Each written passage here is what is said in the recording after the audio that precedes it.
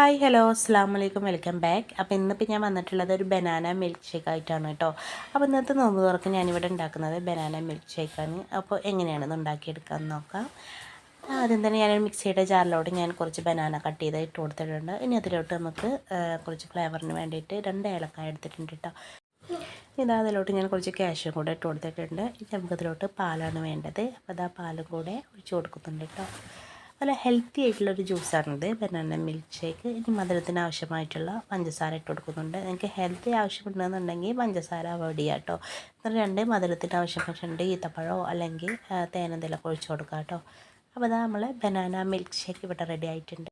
ഇനിയിപ്പോൾ ഞാൻ ഒരു ഡെക്കറേഷന് വേണ്ടി ഞാൻ കുറച്ച് കാഷ്യൂ പൊടിച്ചതിൻ്റെ മുകളിലോട്ട് ഇട്ട് കൊടുക്കുന്നുണ്ട്. അതുപോലെ തന്നെ കുറച്ച് ഹോർലിക്സിൻ്റെ പൊടിയും കൂടെ ഒന്ന് ഇട്ട് കൊടുക്കുന്നുണ്ട് കേട്ടോ.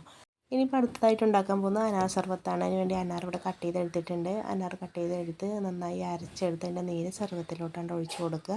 ഇനി ഒരു നാരങ്ങയുടെ അരമുറി എടുത്ത് നന്നായിട്ടൊന്ന് പിഴിഞ്ഞെടുക്കുക. ഇനി അതിലോട്ട് ലേശം കസ്കസും കൂടെ ഇട്ട് കൊടുക്കുക. അതിനുശേഷം നന്നായിട്ടൊന്ന് ഇളക്കി നമുക്കൊരു ഗ്ലാസ്സിലോട്ട് ഒഴിക്കാവുന്നതാണ് കേട്ടോ.